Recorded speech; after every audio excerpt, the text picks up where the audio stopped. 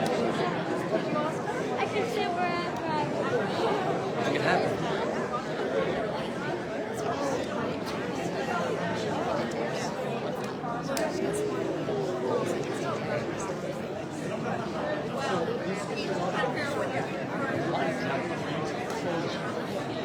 I actually can't.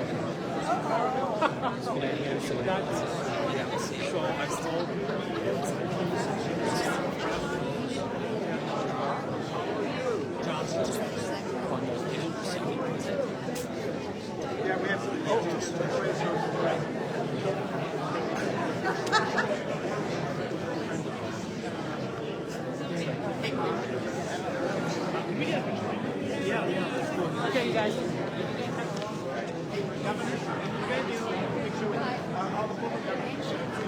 Where's the other two?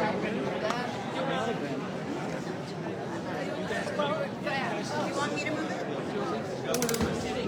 It can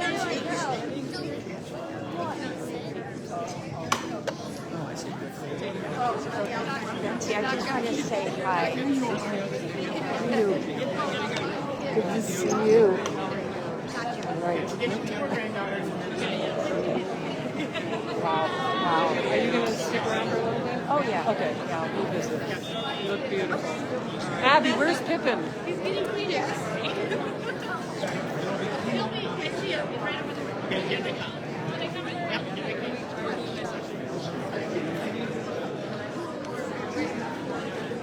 We have two more kids just in Two kids. Where's Cleo? right there. All right. Just because that's the kind of guy I am. Oh, Cleo. Are you going to do it from here? Swap the cameras out. Oh, you're going to swap this one. No, that's already seat, Katie's. please, It's already and we'll running. get started Because in I just a thought. couple I think we're minutes. good. Thank you.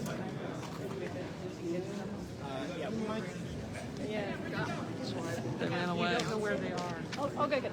Announce. Cleo. Pippin and Cleo. Pippin and Cleo. White courtesy I haven't heard that in a long time. The white courtesy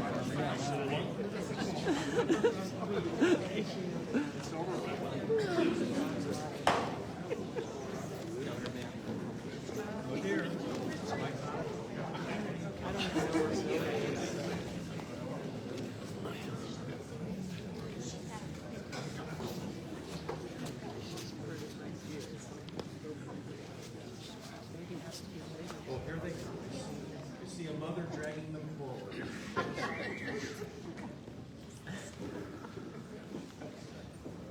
All right. Cleo's the white courtesy call.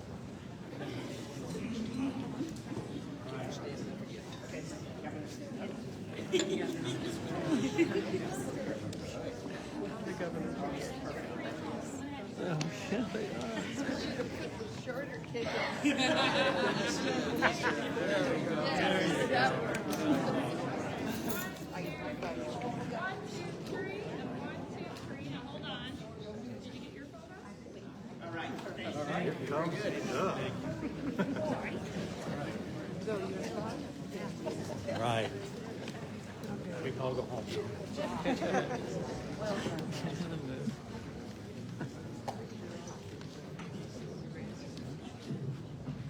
Hello.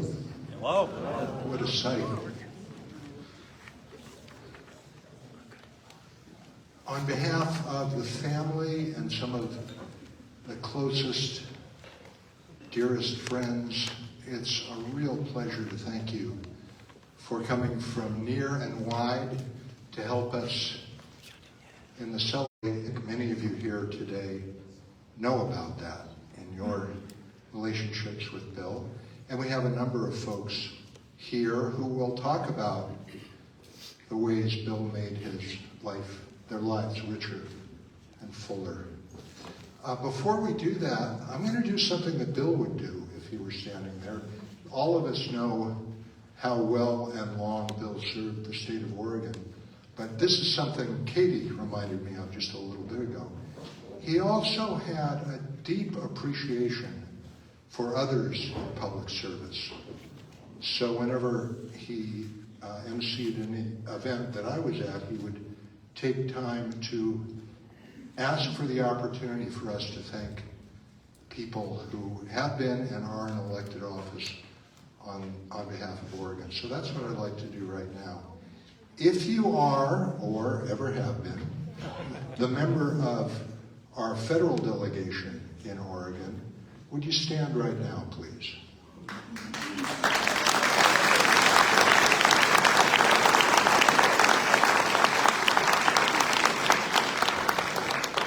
Thank you, Senator Merkley.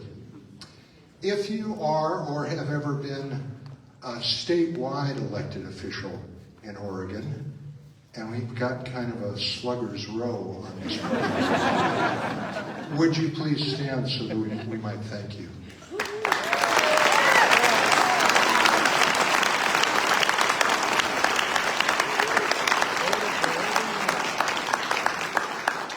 If you are or have been a member of the Oregon State Legislature, would you stand so that we might thank you, please?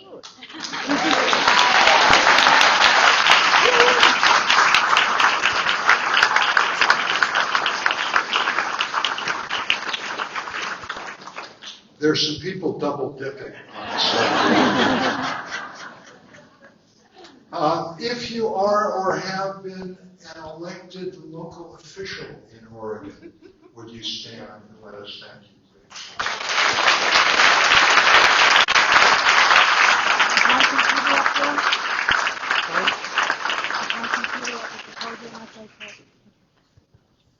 Thank you. Bill would be very proud to have you here today. As I said, we're going to hear from a few people about how Bill affected their lives and their careers of service. So I don't feel the need to add my story. I want to leave time for those stories. But I do have one memory I want to share. And I think it's more recent than the others. What? It's a great because it happened in April. A couple of days after word of Bill's death came to us in the Capitol. We were in session. And all of a sudden, one day on my desk in the Capitol, I discovered this pen, or this campaign pen. And it says, the top says, Democrat. That's the only partisan pitch I'll make today. Bill Bradbury, Governor. And I have no idea who put it there. If you're in the audience, thank you deeply for that. I saw a few other of these a little bit earlier. And I wore this pin just about every day for the rest of the session. And every single time I left my office to go to the Senate floor or a committee hearing or the elevator or the bathroom, somebody would stop me. And often they would touch the pin, rub it like a genie's lamp or something, and just make a small sound. I could hear a little, oh. But some had stories to tell. These are people, by and large, I'd never seen before. Some I had. And people wanted to tell me about some not having to do with state government that Bill had untangled for them, or a note, perhaps personal note that he sent them in recognition of something in their lives or in response to a note that he wrote. A couple of people told me about seeing him on the river and enjoying how happy he was. One person said they didn't know whether to interrupt his time on the river or not, but they did, to tell Bill how much they appreciated his service and were just so happy with how much Bill appreciated them appreciating him. And some people, of course, talked about how he fought for an issue they really cared about when few would. Every single time I wore this button, people wanted me to know about how Bill had touched their lives.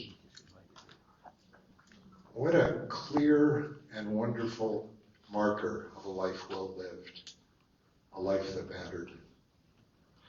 I would like to hear from a few other folks on that very theme, starting with Glenn Pate. Glenn, would you come forward?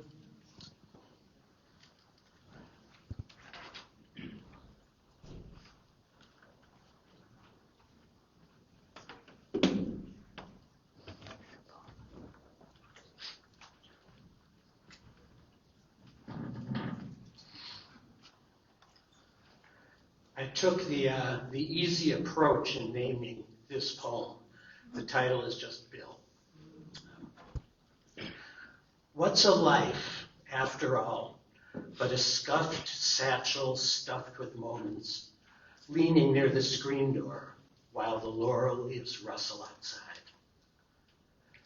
They'll talk about the things he did, how he changed the way we moved through the maze together, how he helped to wear away the walls so every voice would have a chance to be heard, how he fought for honesty among those who might carve out compromise behind closed doors. There's truth in that.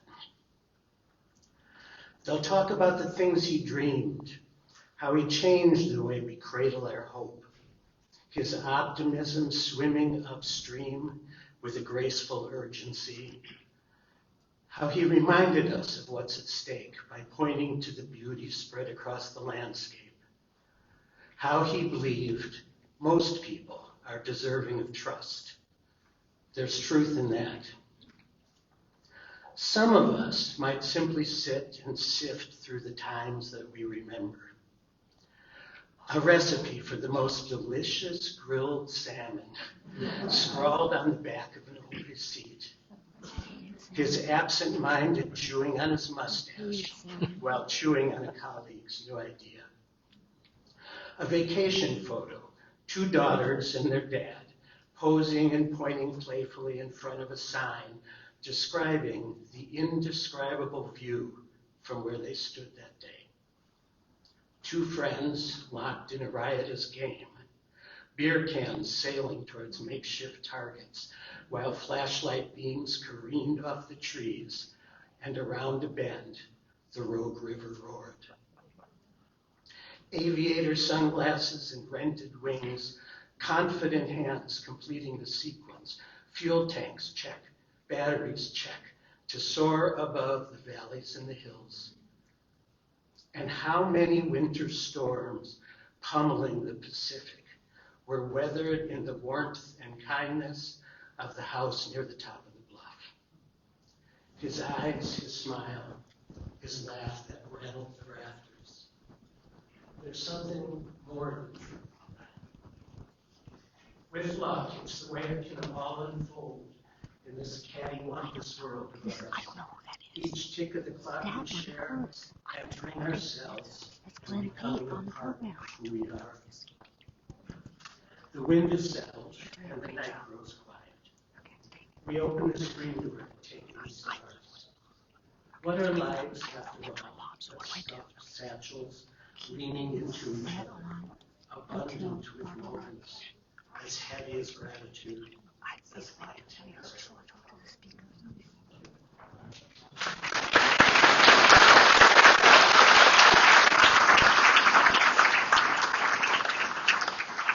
Thank you, Fred. As it turns out, Bill was one of a small number of people who migrated from Antioch to Southern Oregon in the early 70s. Another was Bob Bailey. Bob, would you come forward?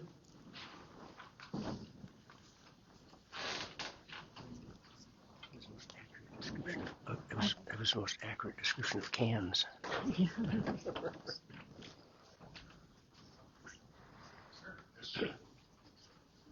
Actually, I was on the welcoming committee. What a great audience. What great friends. So I want to begin by, it's tempting to begin by telling a story of a small Cessna airplane piloted by Bill Bradbury, with me as the lone passenger, as it flew into a wall of dense fog over the Umpqua River near Reedsport. And I would tell you that suddenly there was no up, no down, no sideways. And if I were to tell you this story, it would be a definitive, no shit, there we were moment. Or if I could remember it, I would recall a blistering hot August day in 1972 when we went to hear the Grateful Dead at the Oregon Country Fair site near Veneta. Or the time in 2008 when we were in the Chicago airport together. Bill stepped aside to take a phone call from Hillary Clinton, who was seeking his support for her bid to be Democratic nominee for president. But I'm not going to talk about any of these, or regale you with other tales of adventures that Bill and I shared. Instead, what I really want to do is reflect on the beginning of Bill's remarkable journey in Oregon.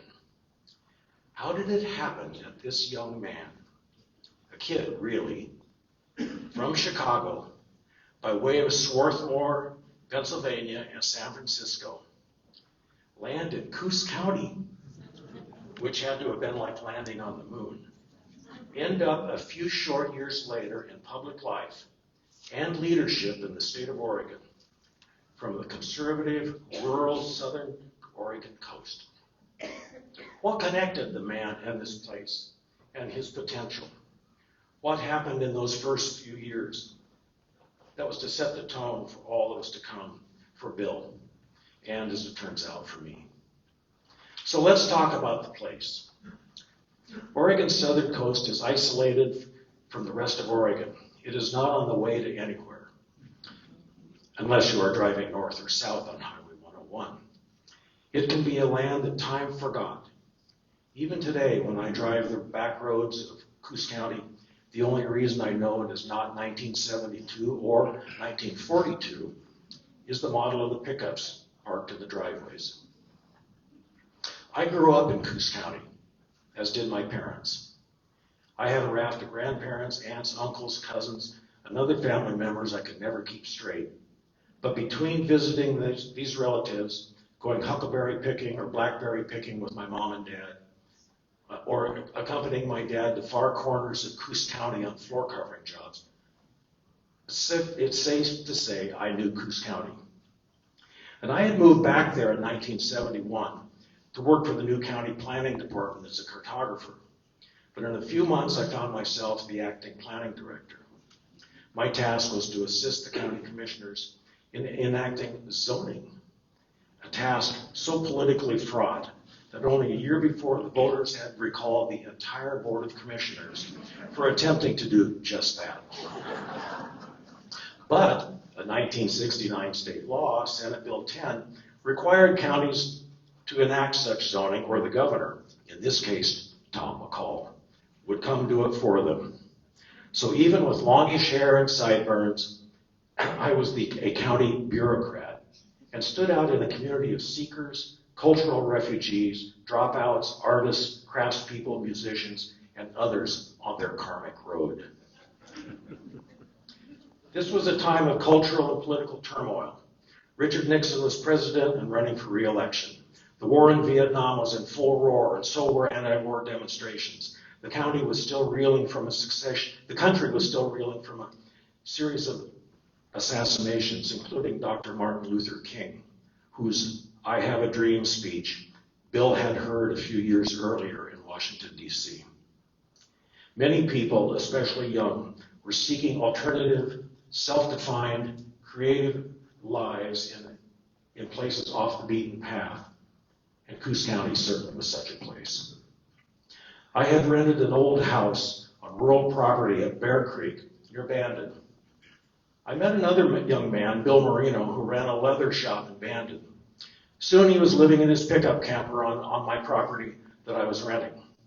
And one spring day in 1972, I returned home from work in Coquille to find Bill having a beer with a young couple new to the area who he had met at their restaurant in Bandon.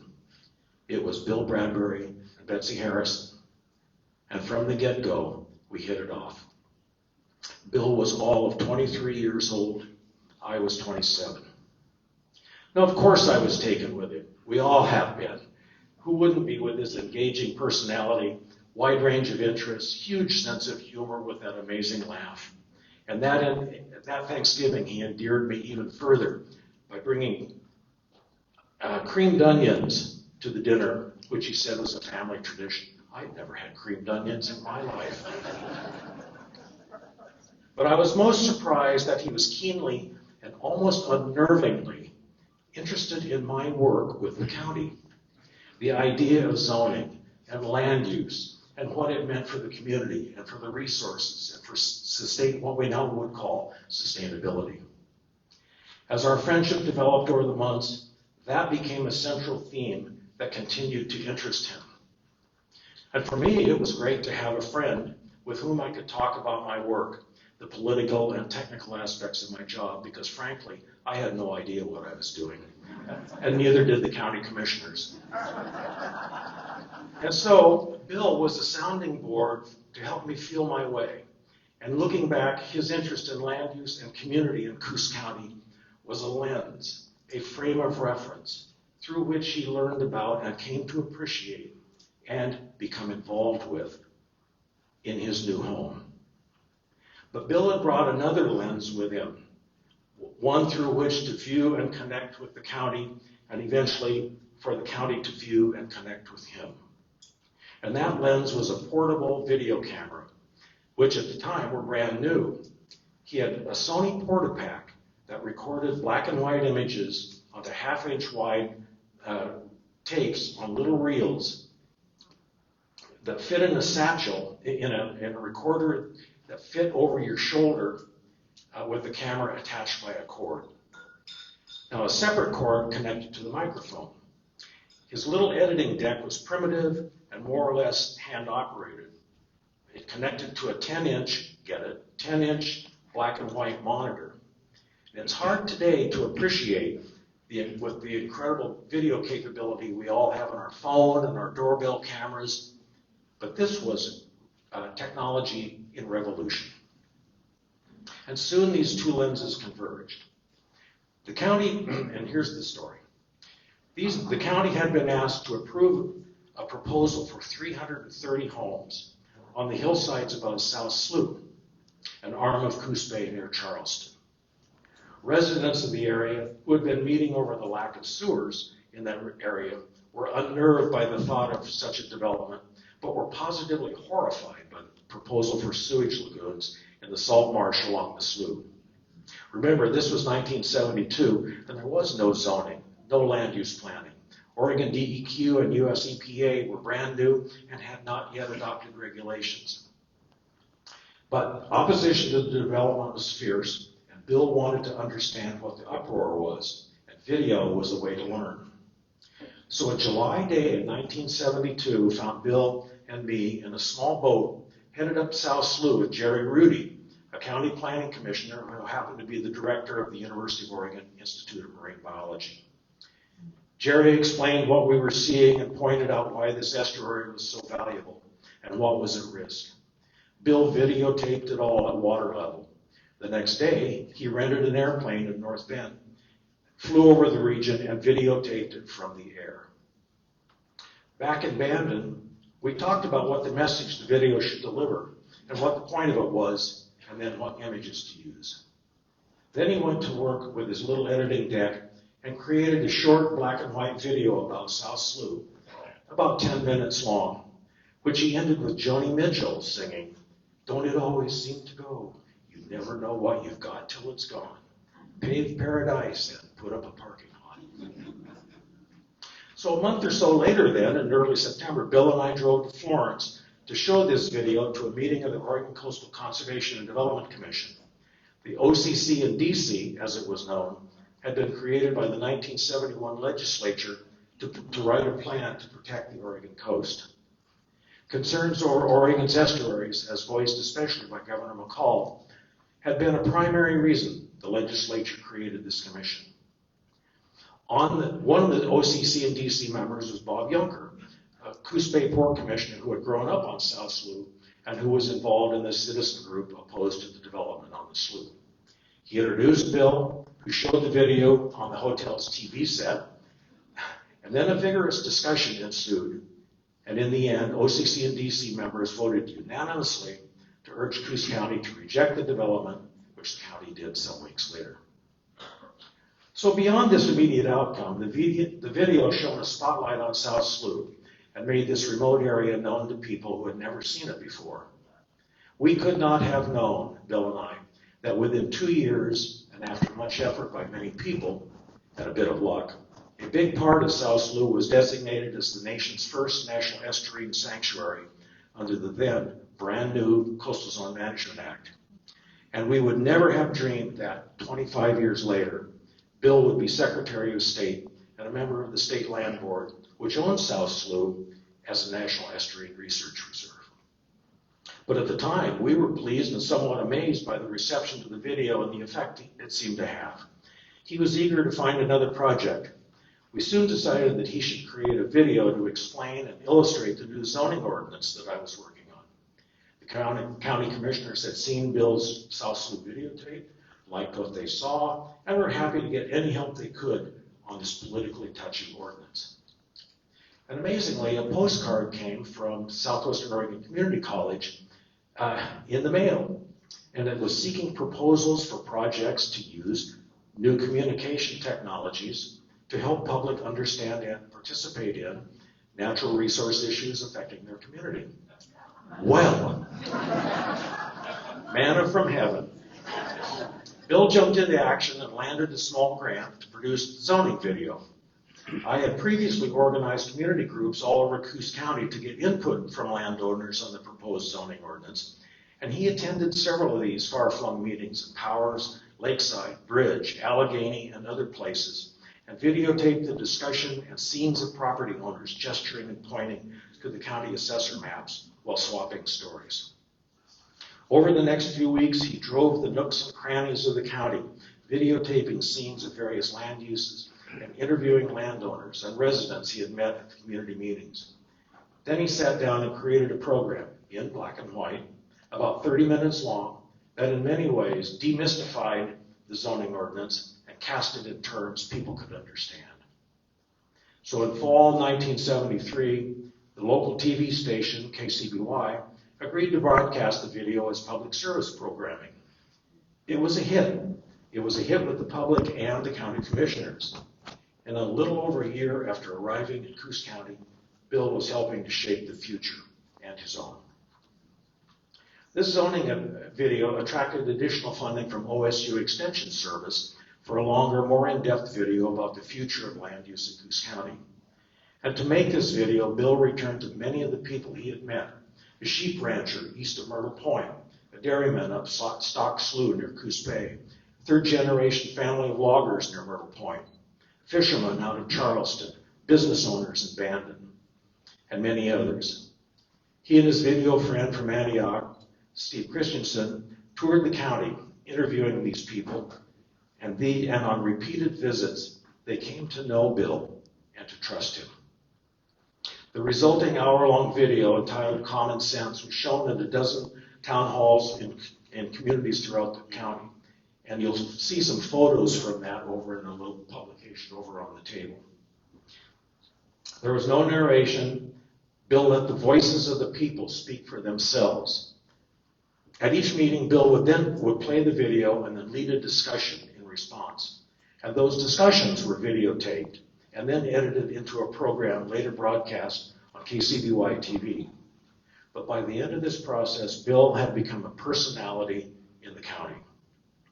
And word of his video work in Coos County reached state officials in Salem who were working to breathe life into the requirements of Senate Bill 100, the new statewide land use planning law passed in 1973. So in the spring of 1975, Bill found himself, along with Steve, in the backseat of a car driven by Arnold Kogan, the director of the new Department of Land Conservation and Development, as Arnold and LCDC commissioners drove the wide open spaces of Eastern Oregon, holding community meetings to hear from the public about what goals the new land use program should pursue. Bill and Steve were there to document the proceedings that were edited into a tape called The People and the Land, an hour-long black and white video. Bill's horizons in Oregon had expanded. As an aside, clips from this People and the Land video appear in a new documentary about the Oregon Land Use Program entitled An Oregon Story that was produced for 1,000 Friends of Oregon by Jim Gilbert and Joe Wilson. And in fact, we saw the premiere of it last week, just a week ago here at the Forestry Center. So it was amazing to see these old black and white clips come to life again. So later that summer in 1975, Bill drove his VW van, his old green VW van, to Salem to interview former Governor McCall, who of course had been a strong proponent of land use planning. McCall had cut a wide swath in Bill's mind for his advocacy of Oregon's beach bill, the bottle bill, the odd-even license plate scheme for gasoline rationing during the 1974 oil embargo, and his outspokenness about protecting the Oregon coast. By this time, I was no longer working for the Coos County, and so I accompanied him. Now, McCall had been somewhat vague about an actual appointment with us, so we just drove to his home near the Capitol and knocked on the door. After a few moments, McCall appeared, seemed to surrender, and invited us in.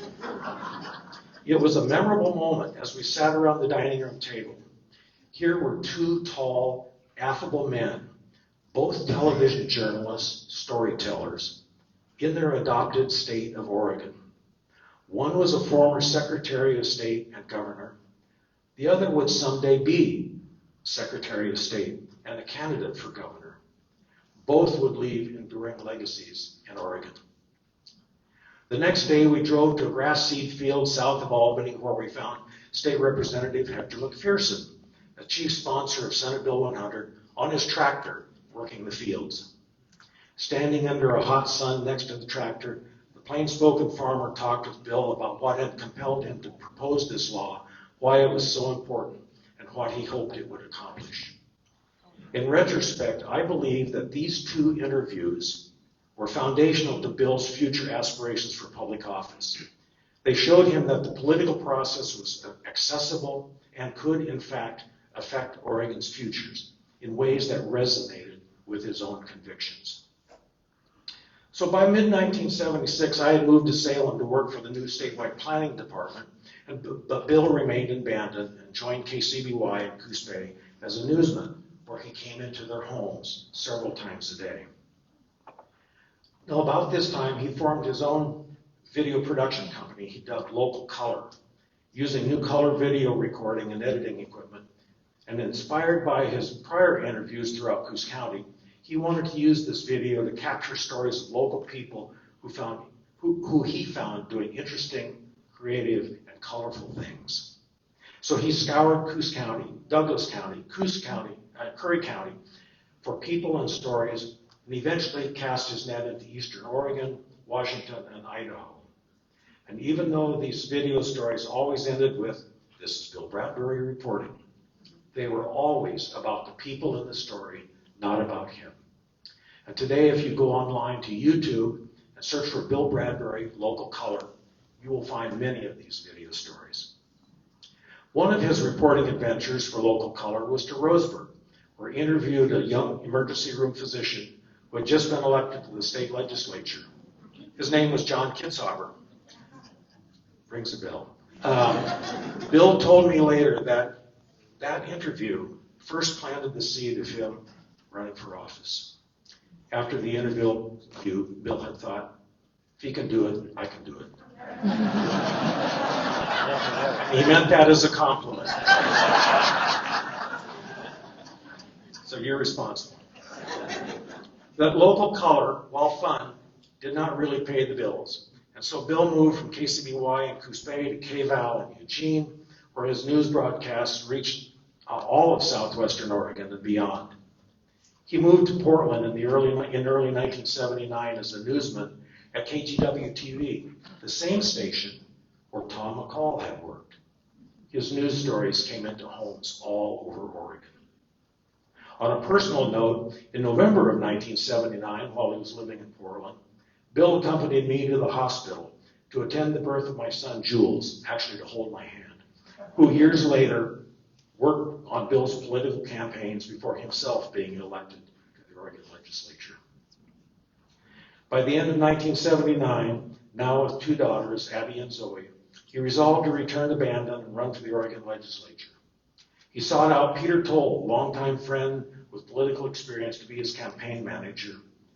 And after a tough campaign in November of 1980, at the age of 31, and after having lived in Bandon for a little over 8 years, he was elected to represent the people of Southern, Coos, and Curry counties in the Oregon legislature. He was on his way. He and I would continue to work together on various coastal and ocean issues over the succeeding years, most notably to create the Oregon Ocean Resources Management Program, the first state-level ocean program in the nation. In tracing back over the arc of 50 years, it is clear to me that Bill's journey from a 23-year-old, freshly arrived in Bandon, to the public person he became was due to circumstances, of course, that created a situation that fit his talents, his huge personality, his values, and provided him an opportunity to jump right in and leave his mark. So video was the tool, land use was the pathway.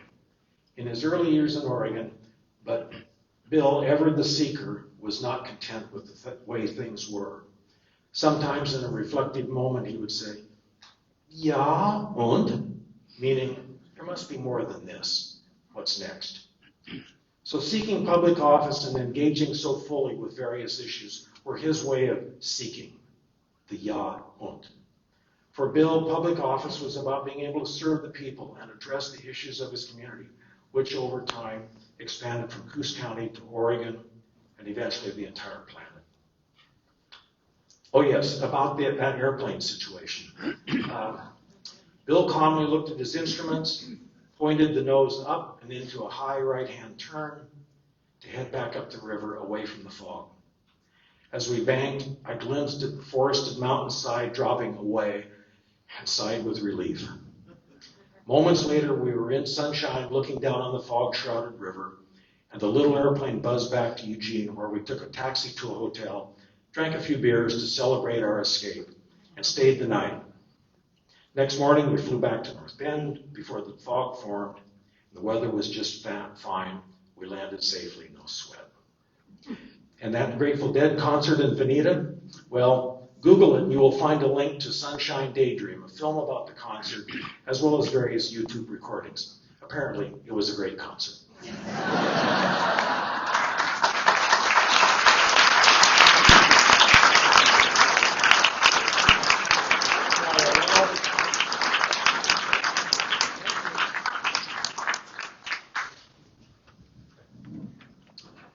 I mentioned earlier a clear marker of a life well lived, a life of service.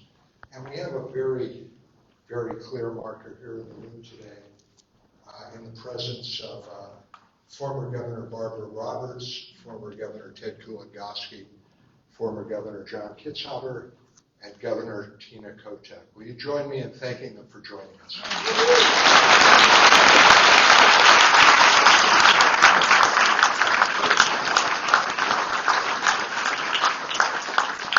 Well, let's hear from a couple of them, starting with this woman here. Governor Roberts, would you come forward?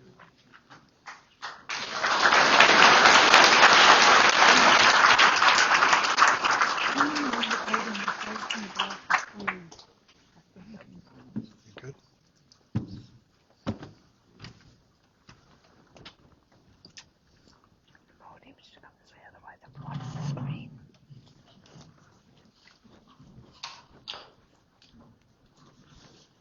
I'm a little short, or the mic is a little high. I'm not sure which is the problem. It was January 1981, as 33 Democrats and 27 Republicans gathered in the Oregon House for the opening of the 81 legislative session. Chatter, laughter, and handshakes, of course, abounded. But no laugh, no smile, no greeting outshined that of the freshman state representative from Coos County, the tall, handsome Bill Bradbury from Langley.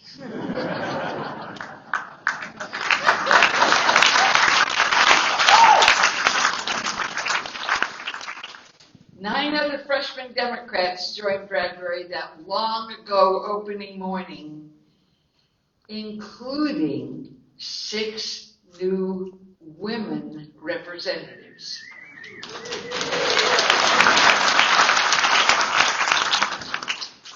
But in that 1981 freshman class, Bill would remain the kindest, warmest, smartest, most creative leader. He carried large health challenges, very large, but few complaints. Bill was one of the greatest environmentalists and environmental leaders in our state's history. Whether he was saving trout or salmon, preventing offshore oil drilling on the Oregon coast, serving on the Northwest Power Council, or consulting with Oregon's tribal leaders about Oregon's lands, which he loved, and its waterways and animal species, they remained on Bill's high priority list. Later, as Oregon Secretary of State, Bill implemented our state's vote-by-mail system, leading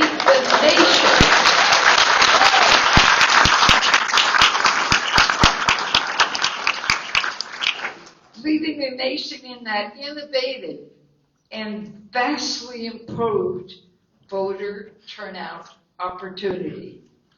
Bill had the dedication, he had the knowledge, and he had our voters' voices in mind at every step of the experiment. I was proud to serve in the House with Bill. I was honored to endorse Bill each time he ran for office. I loved being Bill's friend, and I always loved telling Bill Bradbury stories. So if I may, and I've got the mic, let me share with you just one memory, one typical Bradbury story today in this room filled with so much love. Way back in that 1981 session, while the newcomers, us, were learning the House rules, trying to get to our committee meetings on time, and dressing up like professional adults, I arrived in the House chambers one morning as session was about to begin.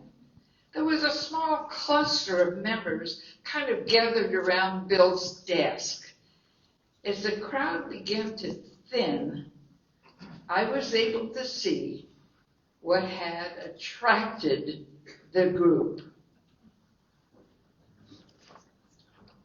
There was Representative Bill Bradbury in suit and tie, dressed for the soon-to-start session, with one notable exception.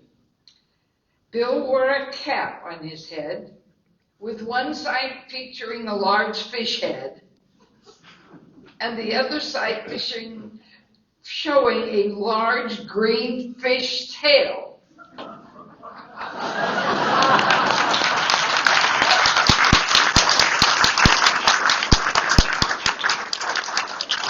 This is the very same hat, absolutely the same hat, worn with love by me and memories of Bill, but never with the same authority, the same dignity, or the same nobility Bill always displayed in this hat. Our Mr. Fish. So today, we celebrate the amazing life of Bill Bradbury. It began with his birth in Chicago and closed with his death on the high seas on a long-awaited world cruise. But no matter the beginning or the conclusion, to us, Bill will always be an Oregonian. He will, because we demand it. State representative, state senator, president of the Senate, secretary of state, he loved Oregon and we love him.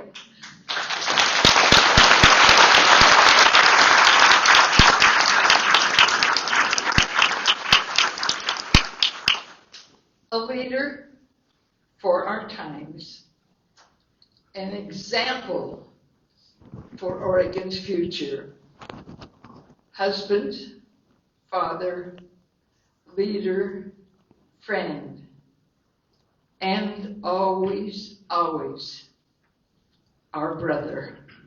Thank you.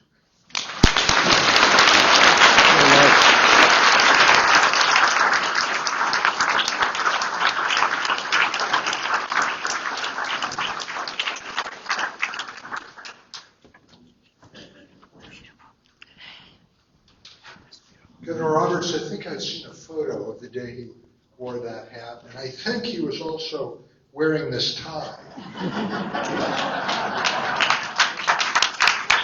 The last day of the session I worked for him, after I had admired it a couple times, I found it on my desk. It's a kind of guy who would give you the tie off his front. I noticed there, I mentioned this button before from Bill's 2010 run for governor, and I see a few others. Governor Roberts is wearing one. I see Governor Kitzhaber is wearing one. And I'm going to make a guess that Governor Kitzhaber did not vote for Bill in that election. Probably a singular moment, but it's sure great to see the pin on you now, Governor. Governor, would you step forward, please?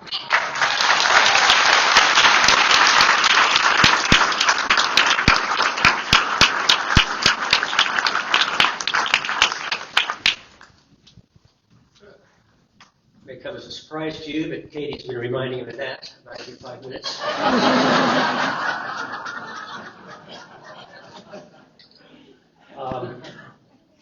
Katie, Abby, Zoe, I just want to thank you for giving me this opportunity to say a few words about my friend Bill, who I call the Chinook, the big Chinook, and what he meant to me, actually what he means to me.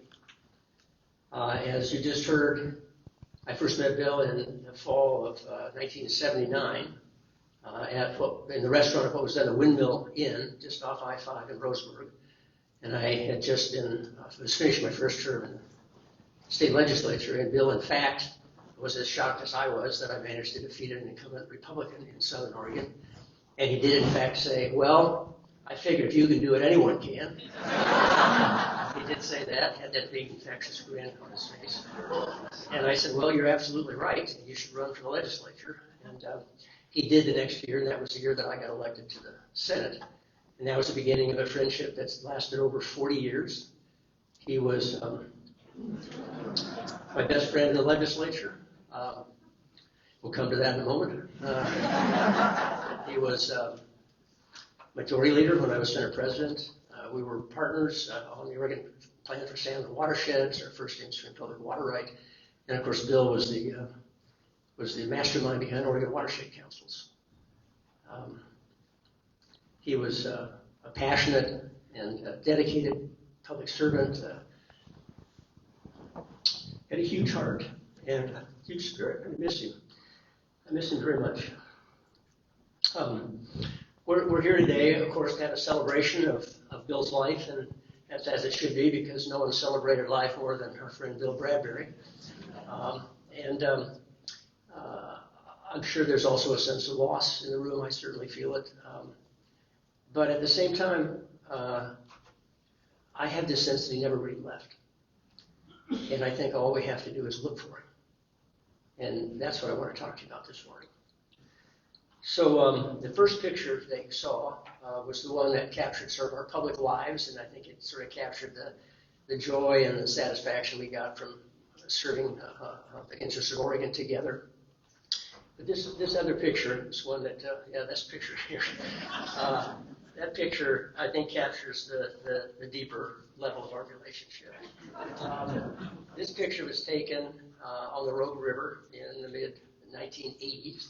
Bill is, in fact, cooking steak, not salmon.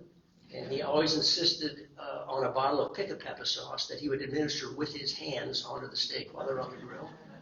For some reason, the cap to the pick-a-pepper, there you go, bottle is in my eye. I'm not sure I can explain why. I suspect that there was some wild turkey involved.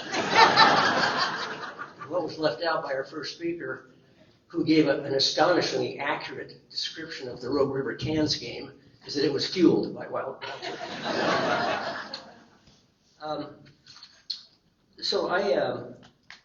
Last month, this camp spot, for those of you who float the Rogue, is on River Left. It's about a half a mile below Whiskey Creek. It's called Cave Rock. Some of you may have been there. Last month, just after Labor Day, my son and I floated the Lower Rogue River. It was his first time rowing the raft from Grave Creek to Foster Bar, which is a rite of passage in the Kinsarbor family.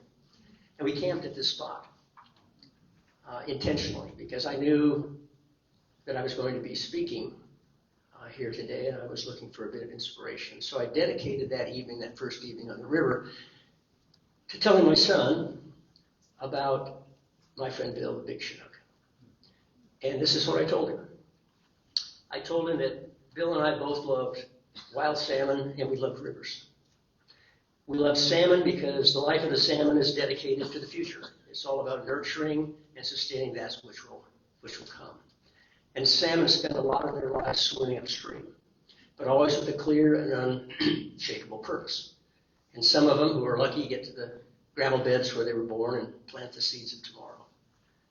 And those that die in the attempt still give their bodies back to the river and provide the nutrients that are essential to the next generation.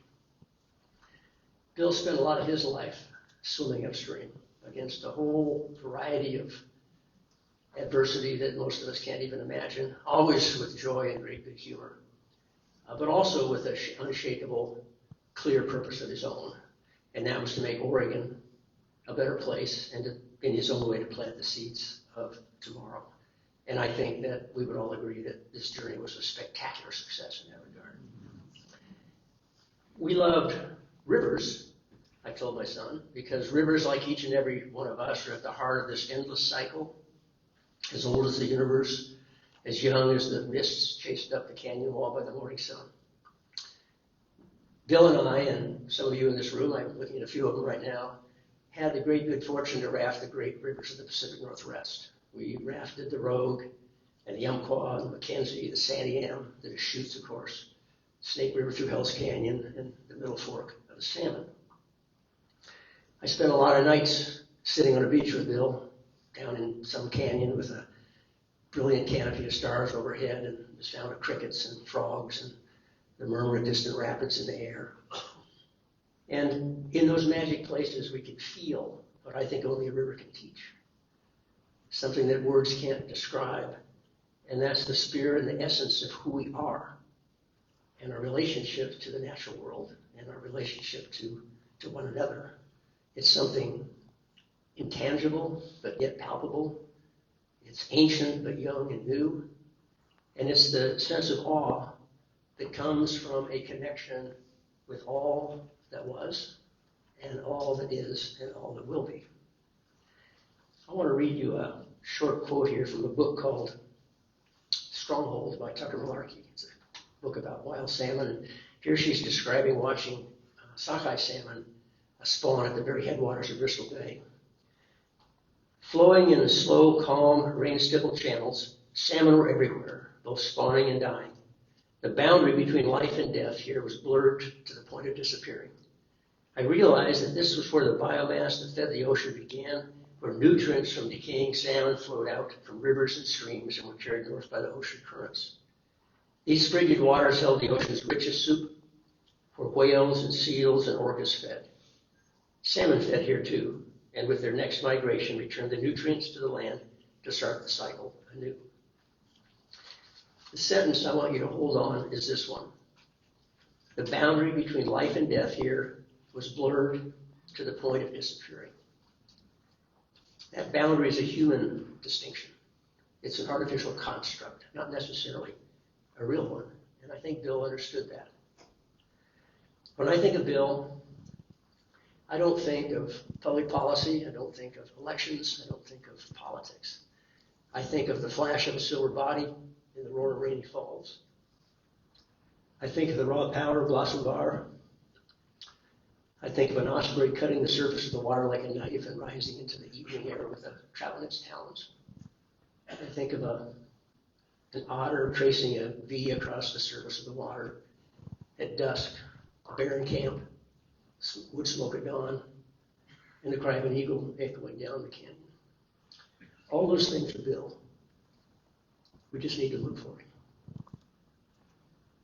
On our second day on the river, my son and I were floating on this green ribbon of clear water in that deep current right below Horseshoe Bend, and a fish rolled right in front of us. Without even thinking, I said, Bill, there you are. There you are, Bill. And my son had this puzzled look on his face, and then suddenly this smile of comprehension. And he said, the big Chinook. Exactly. And so it is. Thank you.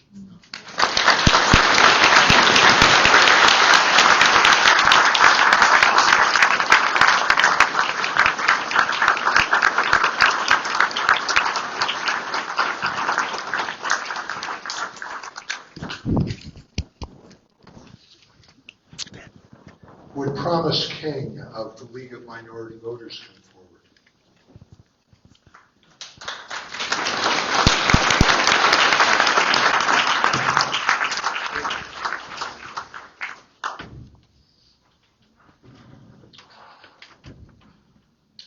If I have 1,000 words to thank Bill, it would be okay for me to say thank you and sit down. But words are failing me. I'm a journalist by training, but I have looked around the hall and looked at the dignitaries that have come and look at the children that are here. I can't just sit down. Where you've been loved so much, you've been given so much, you've been fed so much, you've been clothed so much by someone, compassion or kindness. It is hard for me to just have the right words, the right sentiments to say something about Bill. But to Katie and Zoe and to Annie, thank you for sharing Bill with me. I met Bill when I first arrived here as a young student. I came here young, having graduated from University of London as a reporter, a community rights reporter.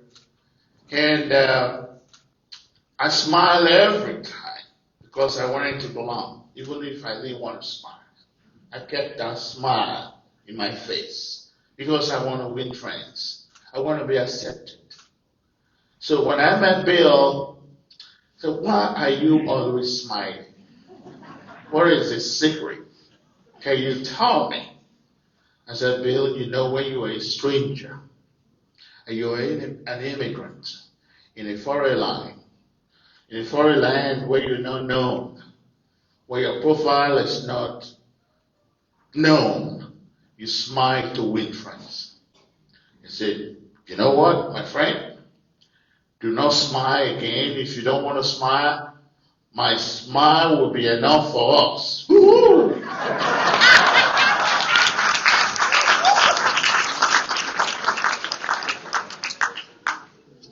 You know, and I look startled. I've never been startled in my life. I'm bold. And he said, wait a minute. Can you actually speak in how many languages? I said, Bill, I speak 6 languages, but English is not one of them. and he looked at me and said, you know what? You're my friend. And then we became an incredible friend.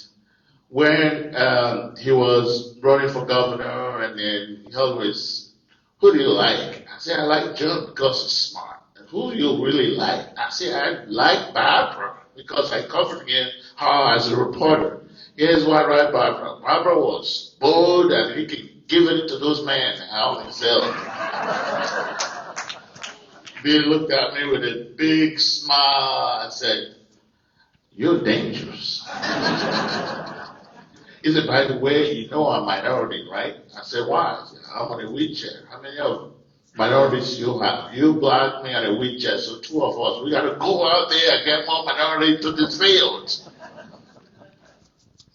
You know, when I remember Bill, I remember love. I remember love. So yeah, Spence, an American songwriter, said no one knows what love is. But I know what love is. I know what love is when Katie is trying to get Bill off that scooter. Love is when Bill talk about Zoe and his kids.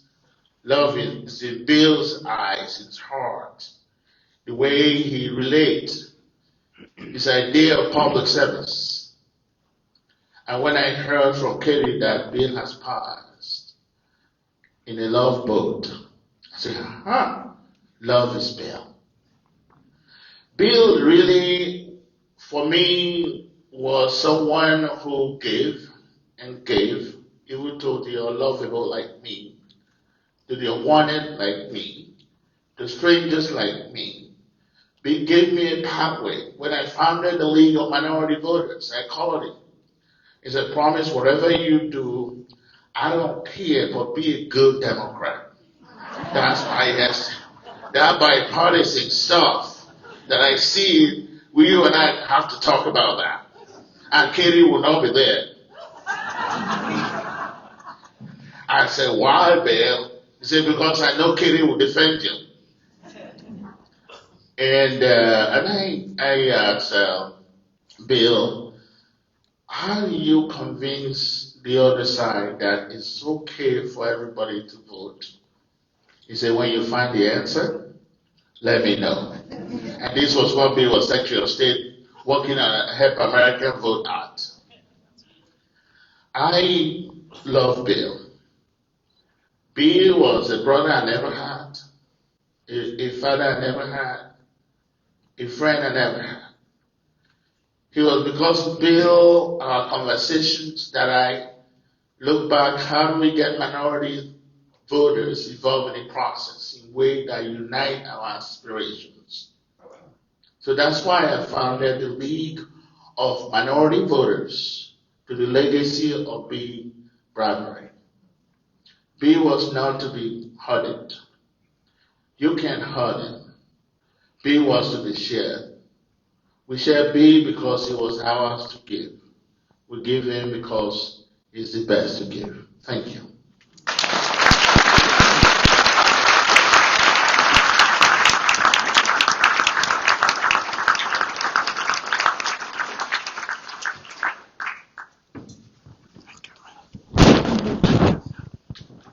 The program says it's time for a couple of short videos, so within you luck.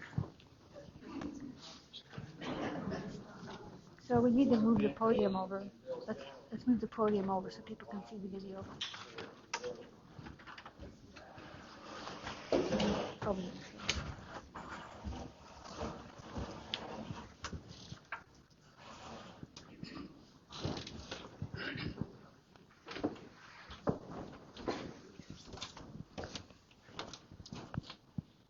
You turn the lights on. I want to thank Katie and Bill's family for allowing me to say a few words. Bill and I were pretty good friends, not just political allies.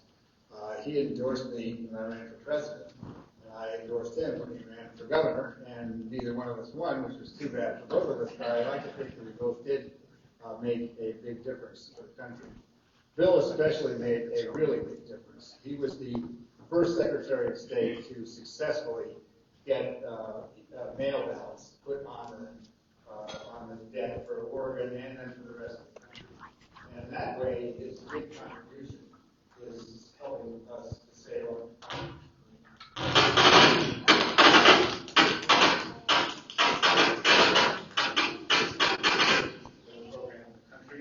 that's because of Bill Bradbury.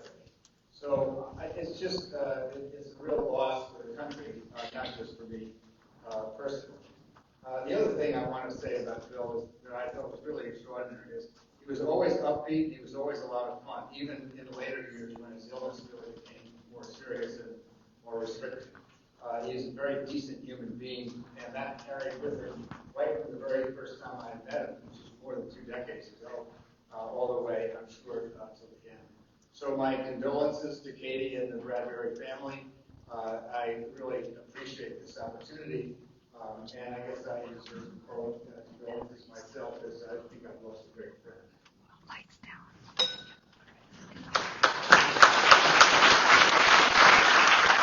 Go back down first.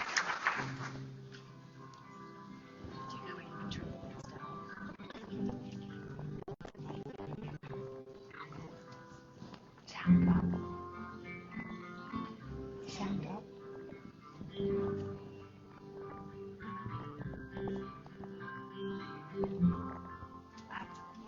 More.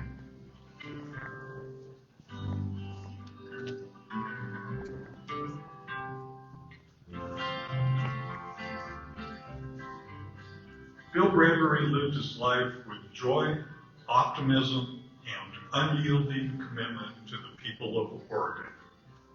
Bill's life story is a testament to the remarkable journey of a dedicated public servant. In his formative years, he cultivated a profound reverence for the environment and the value of every person.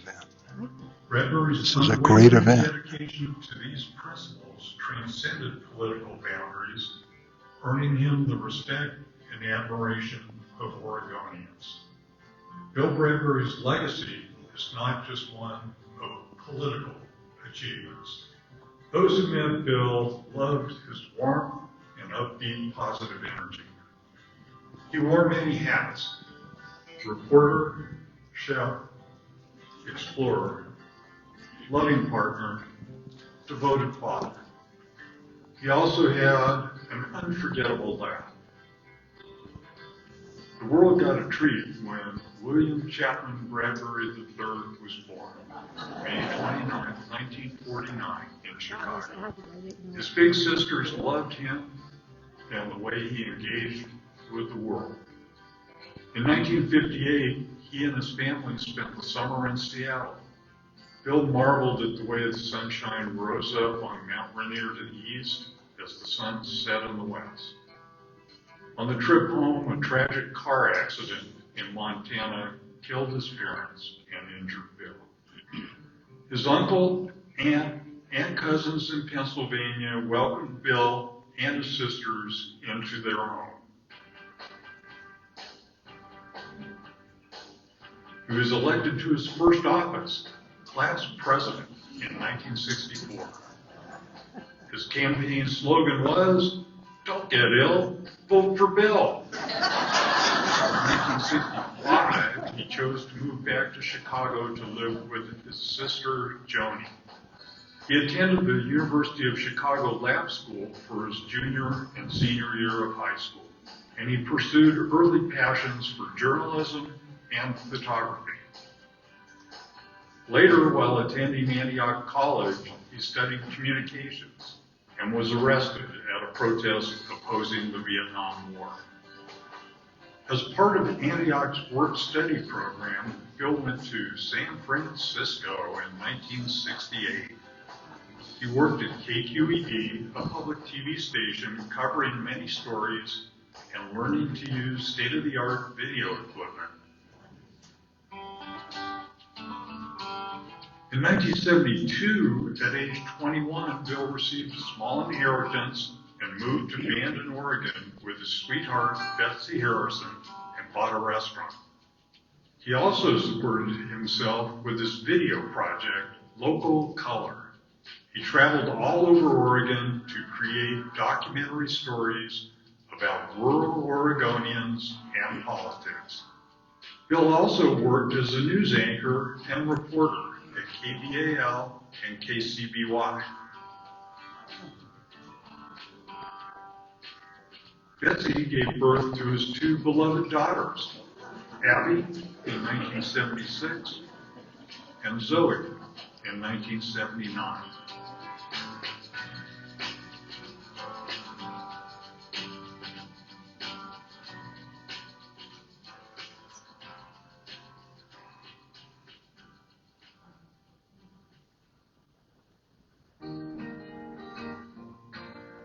In 1980, at age 30, Bill began seeing double.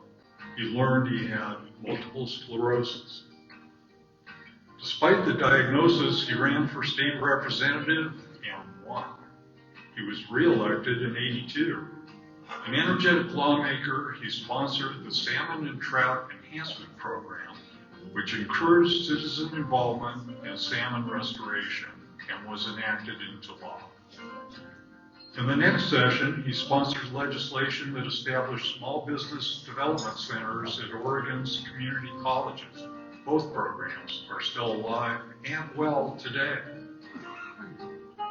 In 1984, Bill was elected to the Oregon Senate. His colleagues elected him Majority Leader. He led the effort to create and pass the Oregon Ocean Resource Management Act, which became a model for other coastal states.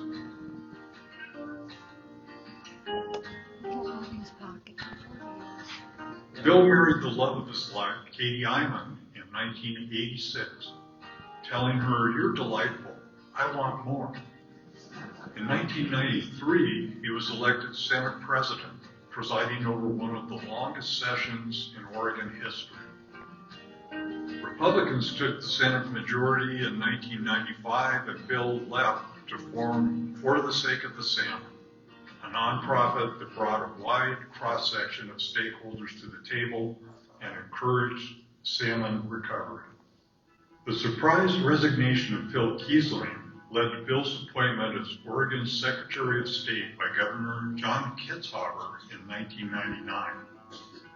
In the same time frame, Bill was proud to see his daughters graduate from college, Abby from Middlebury College, and Zoe from Stanford University.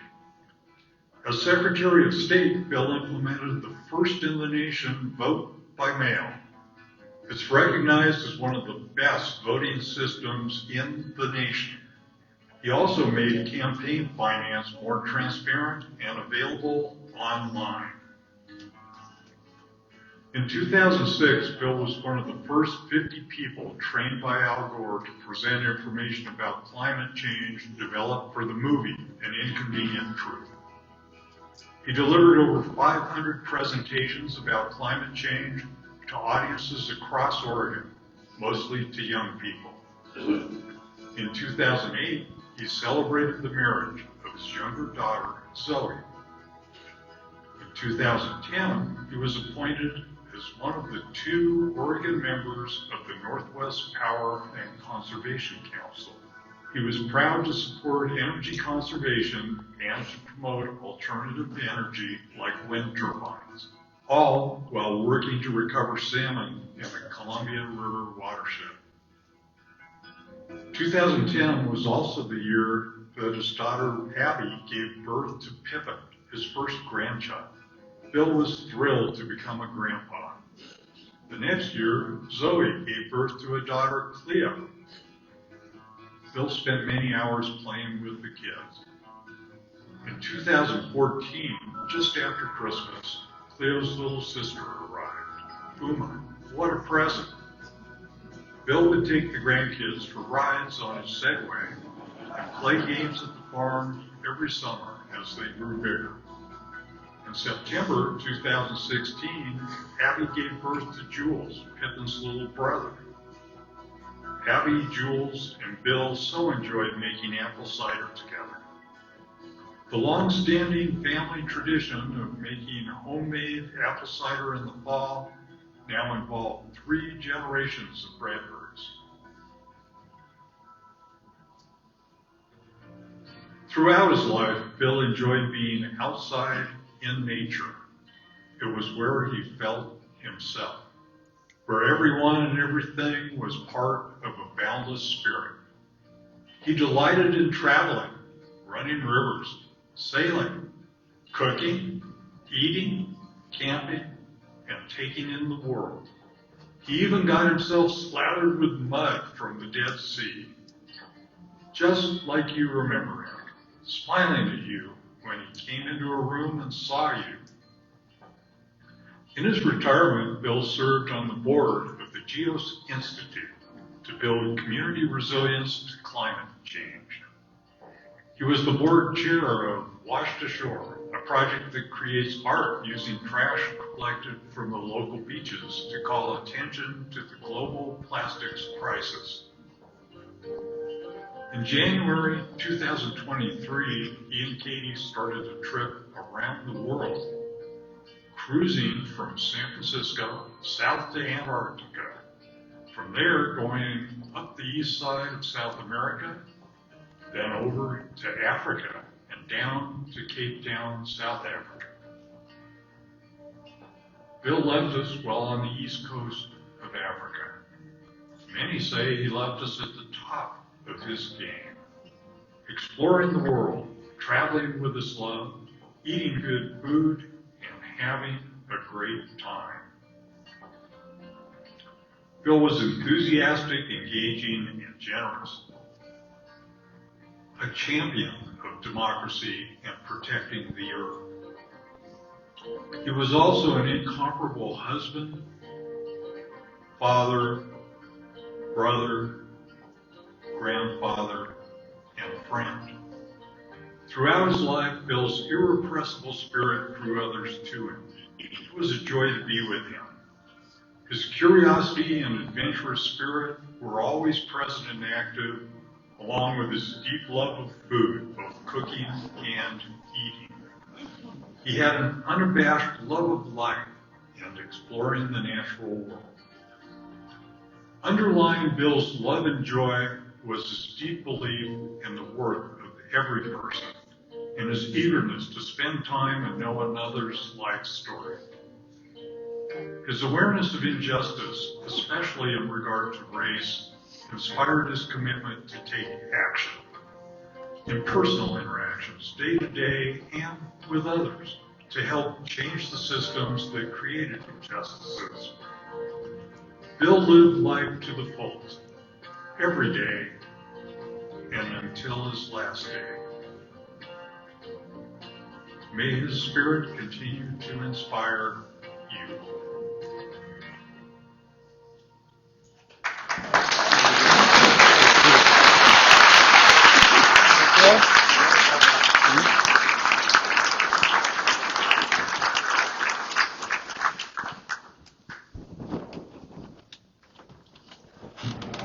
I need to get my computer. Can you have me my computer? Jeff, have me my computer. Right there. What a story.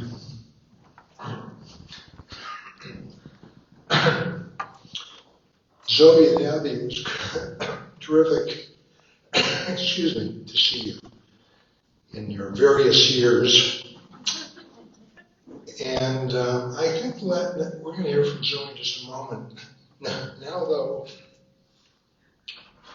would you join me in welcoming and thanking Katie Iman Bradbury?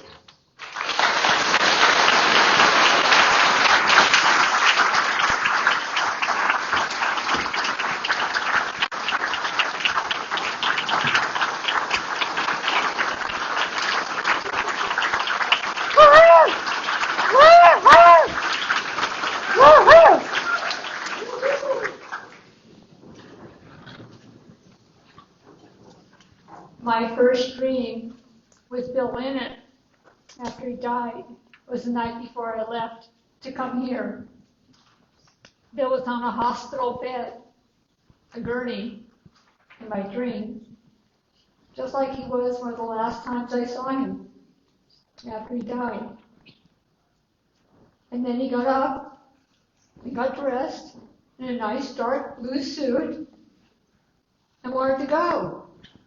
I said, I thought you died. And he said, yeah, I know, I'm here. As we went out, the hospital staff looked surprised. but they didn't stop us. So we went out in the car, and I helped him get in the car like I usually did. And before we started driving, he looked over at me, and I looked at him, and he gave me that big, beautiful smile that he's given so many of you, and he gave me that thing. And the one you see now. And then I woke up. So I interpret the dream to be that Bill isn't gone. He wanted to be here today, and that's where we're going. So, just so you know, he is here today, as many people have already said. And you can see all these images of his life all around the room. I hope you enjoy seeing them. And while he appreciated every award, after all, he kept all of them. He even kept a 3x5 framed card from the Coos Bay Rotary Club thanking him for giving a speech in 1984. No. Bill told me that he was most honored by the one given to him by the Oregon chapter of the American Fisheries Society, which is right back there in the room by the Bill Bradbury for governor. He just felt really honored to get an award from fish scientists and fish professionals. And then after he died, I received many messages from many of you describing Bill. I'm going to read some of them now. Gabriella Goldfarb said, Bill brought to life positivity, gusto, and passion, despite so many challenges he had to overcome from a young age, who touched so many people with his friendship and amazing laugh, so many important public issues in the land of Oregon in profound ways. Governor Tina Kotek said, Secretary Bradbury was a true warrior for the environment and a kind man of heart and humor. Senator Ron Whiting said, my friend Bill Bradbury combined smarts and decency to exemplify the best of what it means to be a public servant, always working to make his beloved Oregon an even better place for everybody to live and work. In battling MS with his trademark relentless optimism, Bill showed all of us how to bring good cheer and inner toughness to life's many challenges. Senator Jeff Merkley said, being with Bill was always a celebration. You saw Bill and you just felt ready to celebrate. Thank you. Ann Squires said, I never knew another person with such zest for life, such compassion for others, and such a dedication to public service. He was a true champion of Oregon. You knew from his laugh when Bill was in the house. Charlie Clivon said, Bill was a true Oregon hero. He loved our state, and one of those leaders that endured so many layers of change with a smile, and of course that laugh we will never forget. Jana Gatholm of the Oregon Environmental Council said, the council was honored to have Bill's service as a board member, advocate, leader, and champion. He was a tireless advocate for Oregon, the environment, democracy, and community. We appreciate and admire his signature positivity and enthusiasm. John Isaacs, who's here today, said Bill was one of the most genuinely positive and outwardly giving people I've ever met. A wonderful human being. He was proof that you could be a strong leader and a kind human at the same time. Karen Meyer said, what an amazing human. He shined a light towards a stronger future in Oregon and on the planet. He was so supportive of our work on marine protected Oregon areas in Oregon. What a treasure. Betsy Clausen of Washoe Shore said Bill was sweet, kind, and brilliant, with the best crazy laugh that made you laugh too. I value my, quote, brief but spectacular, unquote, friendship with Bill. Jennifer Anders from Idaho served with Bill on the Northwest Power Conservation Council. She said, "What are we going to do without that radiant smile and outrageous laugh? Oh, and don't forget the wahoo moments." Bill Rockefeller also served with Bill on the Power Council. He said Bill's integrity, insights, unfailing optimism, ability to inspire, and especially his warmth and humanity made him one of the finest persons I've ever known. Never to be forgotten, cherished always. Bob Doppelt said Bill was one of the most committed people we ever knew to social and environmental well-being. A natural leader who others respected and looked up to, and a wonderful person. Jim Ince of the Geos Institute said Bill brought exuberance and passion to climate and other environmental deliberations with ever-present positive energy and encouragement, lighthearted humor, tempered with the sage advice of an experienced politician. His passing will not eclipse, he went on to say, his passing will not eclipse the enduring radiance of his joyful, youthful spirit, which lives on in all those who knew and loved him, as well as with each nascent run of wild salmon up the cool coastal rivers of Oregon. I love this one the best, from Gwen Schmiel, an artist Bill supported for many, many years. She said, "Bill told me years ago he was 97% fun. And I've been trying to be that ever since." I hope the celebration of Bill's life leaves you not only inspired by his life, I hope today infuses you with his energy. Albert Einstein said, "Energy cannot be created or destroyed. It can only be changed from one form to another." So, whenever you think of Bill and what he brought to life, let yourself be filled up with his energy and brightness, encouraging your laugh and your smile to each other. So, Bill, how'd I do?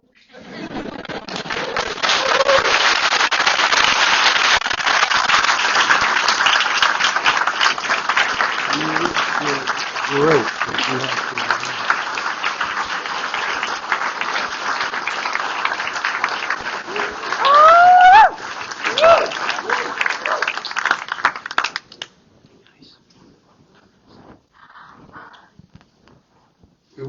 We would love to hear from Zoe. Zoe Bradbury, Desira, would you come forward?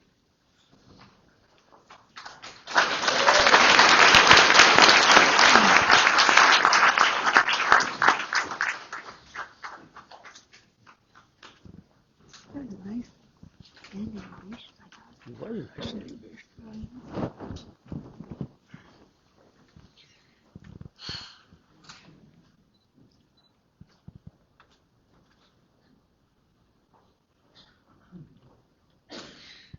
My dearest Dad, I remember this. The swimming hole, our Flores Creek, summertime. You are standing chest deep in the creek, and I'm clinging to your slippery, wet neck, giddy. You fill your lungs with that long, slow, ominous inhale, and my tiny little heart pounds, knowing what is coming next. You sink into the water like a depth-bound humpback, and I gulp my last breath as we go down, swallowed by the underwater silence, holding onto your shoulders like a little sucker fish.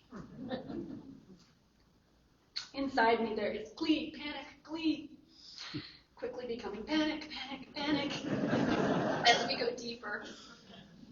I have never won this game, despite every tactic. You cruise deeper, the nonchalant river whale. I try to wrap my skinny little legs around your big barrel chest and ride you seated, stretching my face to the surface in hopes of stealing a breath. Anything to outlast your huge, calm lungs. But you go deeper. So I try the clumsy, futile trick rider strategy, standing on your back with my head above water, hoping to stick to you as you glide forward in the heavy river. But like always, you slide out from beneath my flailing feet, leaving me treading water in the middle of the swimming hole while you pass like a shadow to the other side. When you pop up many long moments later, you look back at me with that impish grin under your wet, half-chewed mustache. Part fish, always victorious. So many of my memories of you are river. Rogue, salmon, snake, umpqua, Deschutes, Illinois, Klamath, Clackamas, elk, Mackenzie. I think, as a side note, this might be where John and I hired the same speechwriter. There's hot, dry summer air, deep roar of rapids, and your ever-present worn thin, pink, salmon tie t-shirt. Late night games of cans, you and John with wobbling flashlights in one hand, bottle of wild turkey in the other, and the signature Big Chinook hoot bouncing around the canyon walls in the dark. I think rivers were the place where you could be literally weightless, where your big MS-burdened body could float and swim in defiance of the eroding myelin that wobbled your gait and stilted your legs. And rivers, they made you not just physically weightless. They were places where your spirit was unbound, where you said in that big arm sweep of the canyon while we were floating the Middle Fork that one time, you said, "This is my cathedral." So much better than regular church. But yours was reverence with agency, worship with teeth, that translated into a lifelong devotion to designating wilderness, upholding Oregon's land use system, fighting for salmon recovery. You preached the brilliance and beauty of Senate Bill 100 and showed us that Oregon was special and different because of it. Every single time we packed the car with camping gear and headed east, you were adding a new piece to my jigsaw map of Oregon, seeding a sense of place that I didn't know was there until I was the one behind the wheel, deciding where to turn. And then my jumbled juvenile geography of rivers and mountains and the always long drive from the coast, it started to click together and come into relief. And as soon as that happened, so did the realization that this is where I'm from. This is what I'm made of. Dad brought me here before. You know, always the center of the universe would be Flores Creek. But you expanded the edges of that universe, and you filled it with awe and wonder of the greater West. And amazingly, since it was the days before tablets and smartphones, you actually got us to all of those places by spinning long-winded tales about Paul Bunyan and Babe the Blue Ox while you were driving. And you also were obnoxiously insistent about stopping at every wayside and reading the interpretive signs, despite the protests from the backseat. Although you'll be proud to know that Abby now does that. Much to the chagrin of Jules and Pippin. But rivers were not the only thing. Of course, there was politics, and from the vantage point of a kid, it looked like this.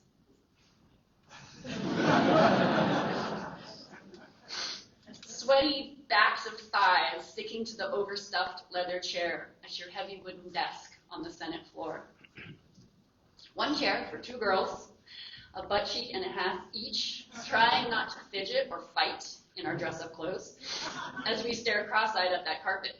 Wheat salmon, wheat salmon, wheat salmon. I, nay, I. While we hold ourselves rigid, erect, the dad elected. Fancy, but damn boring. Once you fell asleep at your desk, the 5-minute power nap was one of your superpowers. And I sat even stiffer, trying not to breathe. Maybe if I don't move, no one will notice that my dad, the senator, has fallen asleep on the job. There was also the tandem bike in every parade, balloons flapping and campaign signs strapped sideways. Me always stuffed into that baby seat, well past age 6, hip bones be damned. Convinced that we were going to tip over with each stop and slow motion start of that bike, making slow, dizzy circles while every other kid on earth crammed skittering candy into pockets and pillow sacks. Or the horror of the ice cream melting in the shopping cart while you offer your undivided attention to the cranberry grower who is giving you an earful. Meanwhile, tugging on your sleeve, Dad, movie night, Dad! Just a little Bill Bradbury trivia sidebar. My dad loved melted ice cream. He actually would microwave his ice cream for 30 seconds before eating it so that it was melty on purpose, which was weird, but it's very convenient if you were sidelined by a constituent in the checkout. My dearest Dad, I admit it wasn't all torture. We got to meet presidents and go to inaugural balls and slide down the marble steps in the Capitol Rotunda. And there was some part of us that knew that all of this was special because of you.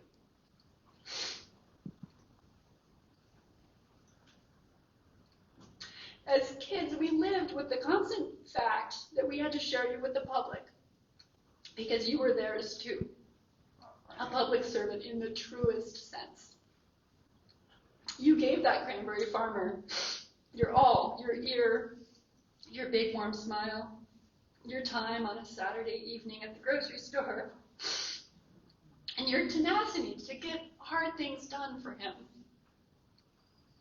Your commitment to making the world a better place instilled in us something that I think is rare now, something that Abby summed up best, I think, which is a bedrock belief in the goodness of government. And that's probably not the voting bloc norm anymore in these days of cynicism and division, but your example made it impossible for your kids to believe that fundamentally government, and more specifically democracy, was anything but good.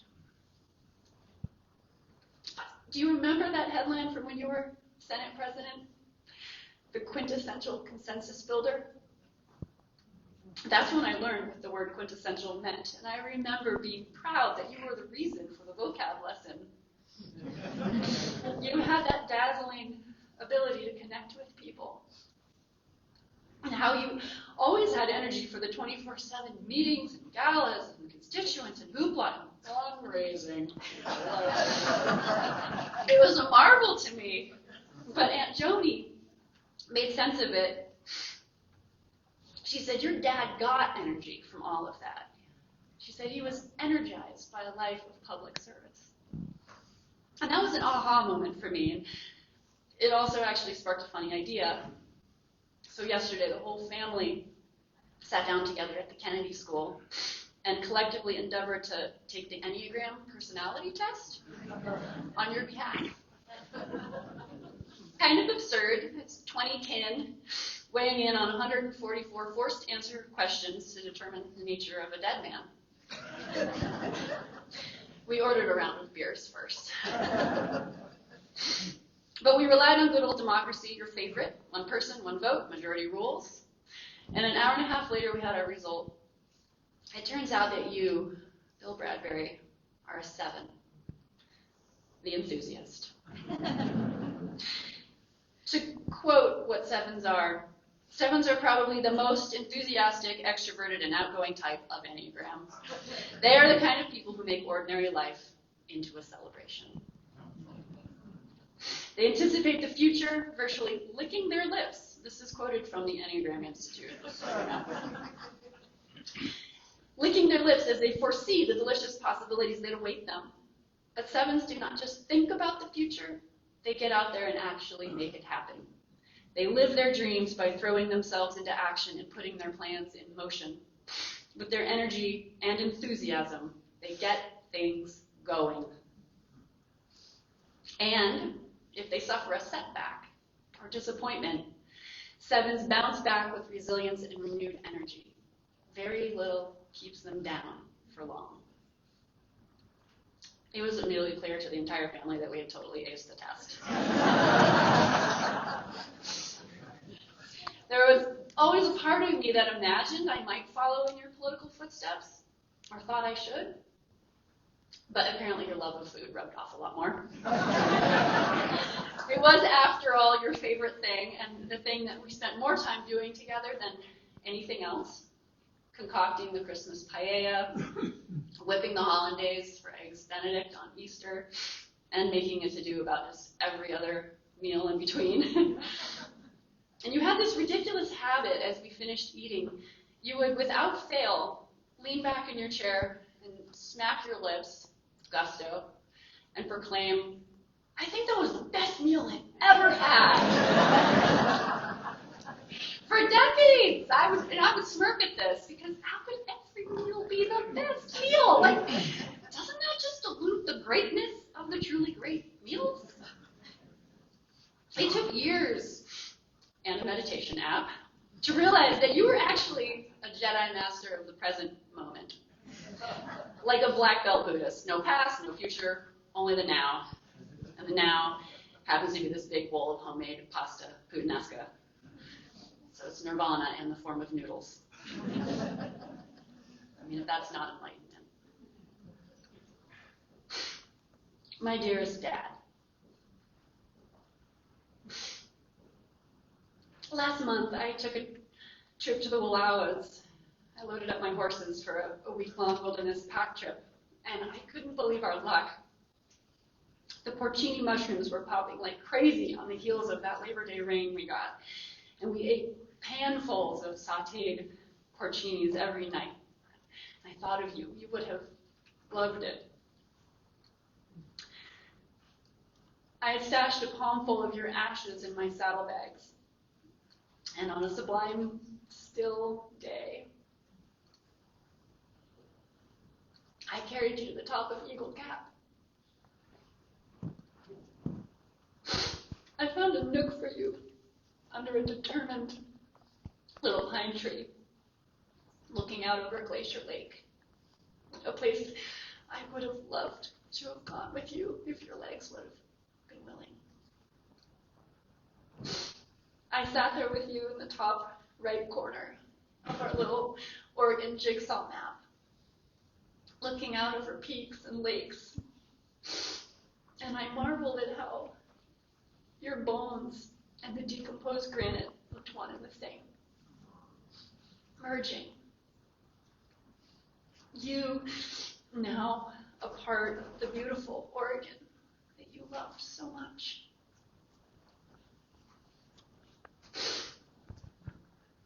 If ever there was a cathedral that felt worthy of you,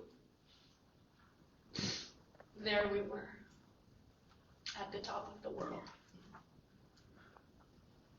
I love you, Dad.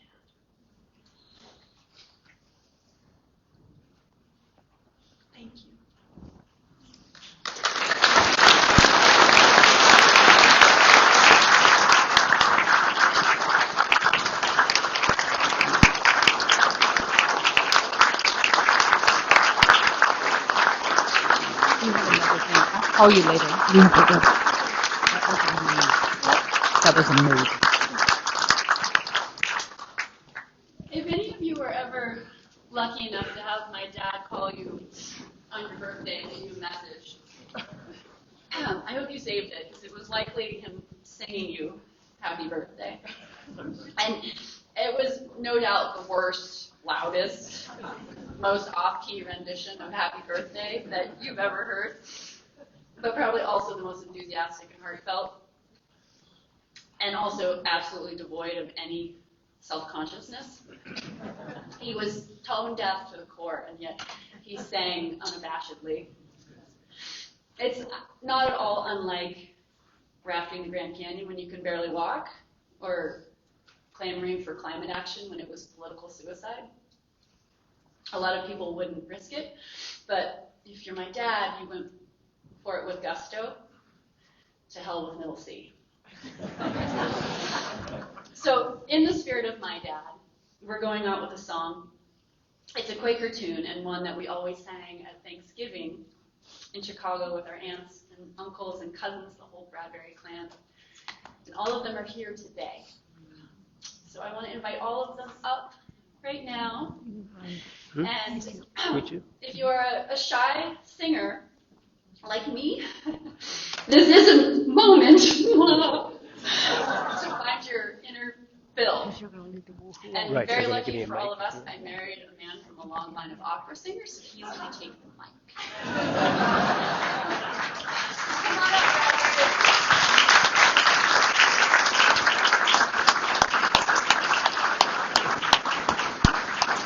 Bring me up the stage. Sure. I'll do that. You can just be in front. No, you can go up there. No, I'm not going to sing opera. So we're all okay. Be simple, 'tis the gift to be free, 'tis the gift to come down where you ought to be. When we find ourselves in the place just right, we'll be in the valley of love and delight. When true simplicity is gained, to bow and to bend we shan't be ashamed. Turn, turn, will be our delight till by turning, turning we come round, round. 'Tis the gift to be gentle, 'tis the gift to be fair, 'tis the gift to wake and breathe the morning air. And every day to walk in the path we choose, 'tis the gift that we pray we may never lose. When true simplicity is gained, to bow and to bend we shan't be ashamed. To turn, turn, will be our delight till by turning, turning we come round, round. 'Tis the gift to be loving, 'tis the gift that's of all, like the quiet rain, blesses when it falls. And if we have the gift, we will truly believe it is better to give than it is to receive. When true simplicity is gained, to bow and to bend we shan't be ashamed. To turn, turn, will be our delight till by turning, turning we come round, round.